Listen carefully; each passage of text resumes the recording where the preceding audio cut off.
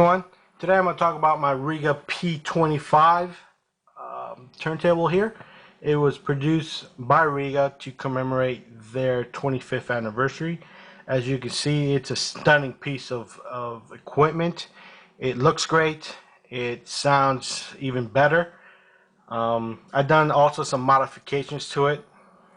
Since I have a heavier cartridge, I've replaced the counterweight with a groove tracer, a heavyweight groove tracer counterweight, which is just fabulous. I love it. And probably the biggest flaw that Rega turntables have, at least in their lower models, their higher models, the P9 and I think the P7, I'm not sure, would not have this on their turntable, and that is the plastic resin subplatter on there. As you can tell, it's pretty much, it's cheap. I mean, it's made out of, plastic resin or whatever it is. But I've replaced this. Again, a lot of people, if your Rega runs fast or the timing is not quite right, of course you usually can't tell until you replace it with another one. But what I've done, again, actually let me remove my mat here. Move that there, and you can see I replace it with Groove Tracer's reference subplatter. As soon as I put that thing on there and spun it, man, it was like I had a new turntable. It was that much difference on there. I would not hesitate to put this up against a P7 any day. There's other modifications people do to this turntable.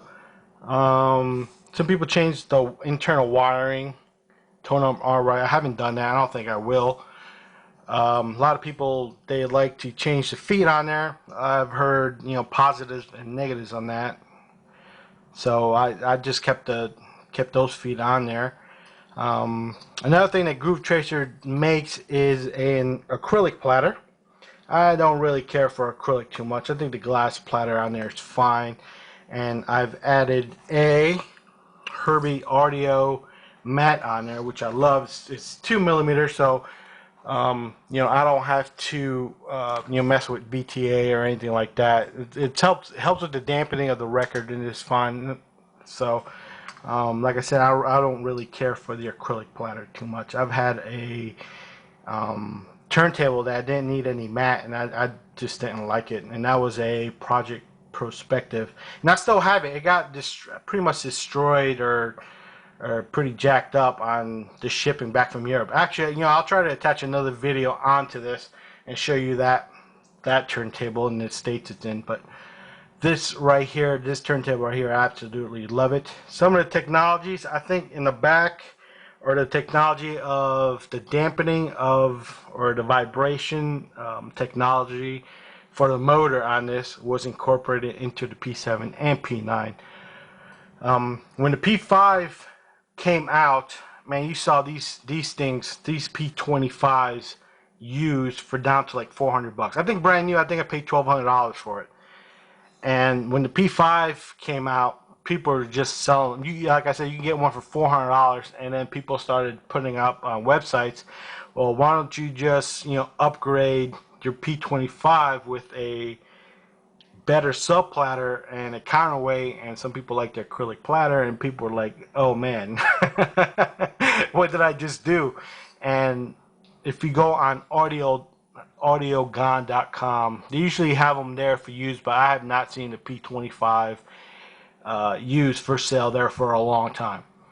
So it gives you a little, people are kind of, when people upgrade, people don't usually know where to go. Like I said, the company that I use with Groove Tracer and Frank Smiley over there, if you send him an email, he will just answer everything. One last thing that I've done or added, and this was icing on the cake, and this was a weight on the platter here. It just cleared everything up. It was, like I said, the icing on the cake on the record. I wanted one. There's some like really heavy ones. I actually emailed Frank about it. Make sure, because the sub platter rotates on a little ball. I think the ball I have on there that came with it, it's the top of the line zirconia, I think. Zirconia ball. So I wanted to make sure that the weight on top of it won't injure it or mess it up in any way. And also I wanted one that was light enough and heavy enough so it won't, because this mat right here, it's kind of, it has it has some cushion to it, so I didn't want one that was so heavy. I think that people have that Thorn stabilizer, which is, I don't know, 500 or 600 grams, but this one right here, it just complements the sound really nice, and it's not that heavy. It's about, I think, about 400 grams. Plus, it comes with a little the little felt mat underneath, so it won't mar the record. I've seen other clamps and stuff. There's a ridiculous one where it's like two interlocking clamps. I'm like, whatever, man. I just want one you just put on there, easy on, easy off. I don't have time. My old project Perspective had one that actually screwed down, and that, I just didn't. After a while, I'm actually glad it got destroyed, but that's it. That's my Rega P25. If you have any questions, or send me an email and some comment, and I'll attach the project turntable onto this one right here when I have time. Alright guys, later. I almost forgot to mention also, there's a couple of other upgrades that are available. People have used a external power supply unit on this particular Rega P25. That's an upgrade that I'm gonna have to, I don't know if I'll ever do it, or I'm gonna have to be seriously convinced to do.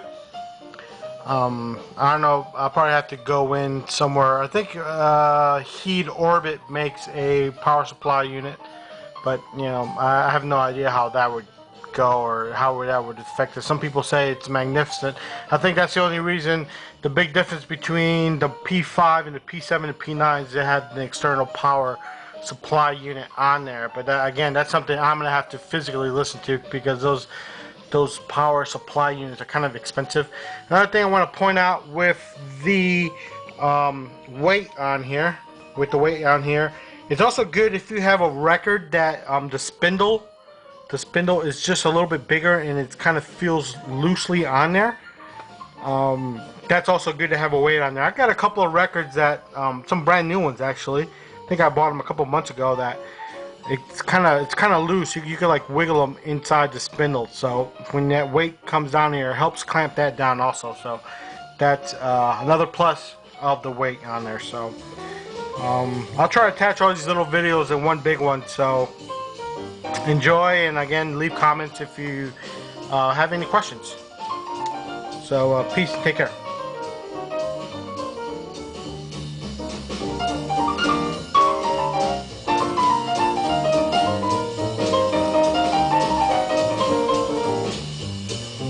Yeah, I almost forgot. Another thing about, Rega stating that don't clean your records. I think that's totally bull. That's just Roy Gandy for you. He he doesn't like audiophiles, pretty much. I think they, in an interview that I saw a while back, they asked him if he prefers audiophiles or music lovers to buy his turntables, and of course he picked music lovers because he doesn't like us audiophiles tweaking and trying to make the product better. So yeah, I would disregard that, that whole don't clean your records, because I mean, who hasn't cleaned a record? I mean, it's it's kind of ridiculous. I mean, I've bought records from Goodwill and record shops, and I've cleaned them, and guess what? They sound better. So I mean, that's just Roy Gandy for you. Hi everyone, this is the third part of my little video here.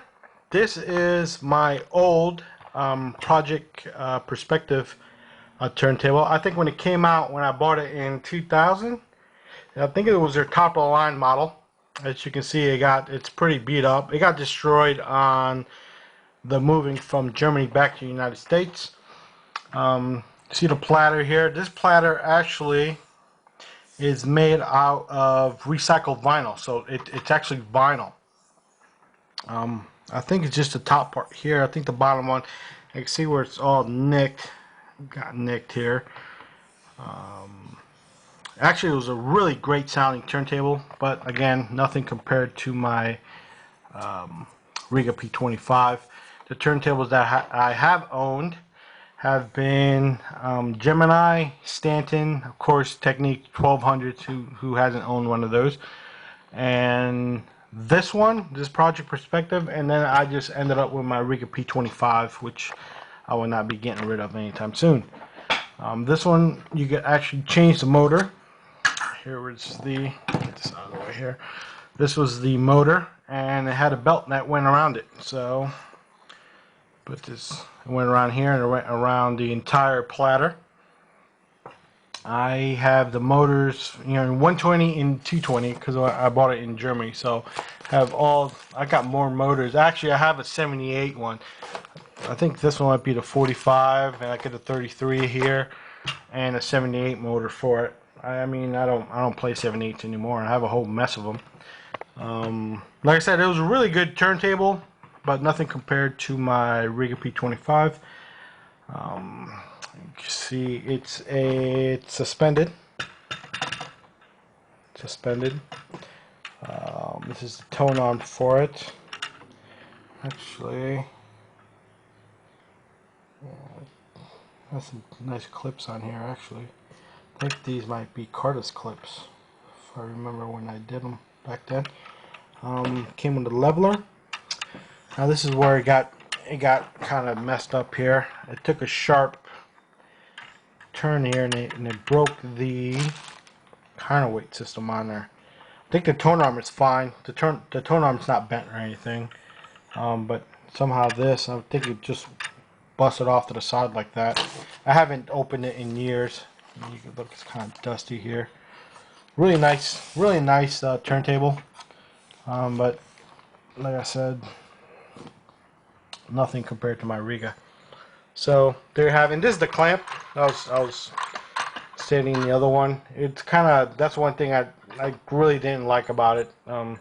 Every time you would just, you know, tighten it and then, you know, loosen the air after every single record, and that was kind of annoying, especially if you just want to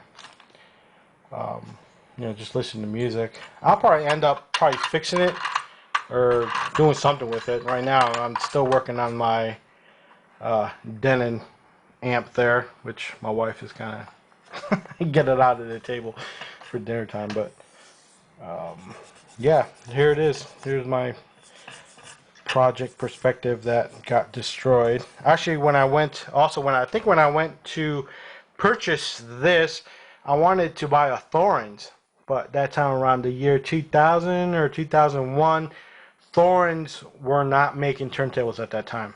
And of course I was in Germany. I think Thorens is from Switzerland or Austria, and I don't think they're Germans. But I went in there with the idea to buy a Thorens turntables, and they weren't making them. Now, of course, now they're back in production, but at the time they didn't have a Thorens, so I ended up buying this one. This one sounded great to me at the time, but not anymore. So there you go.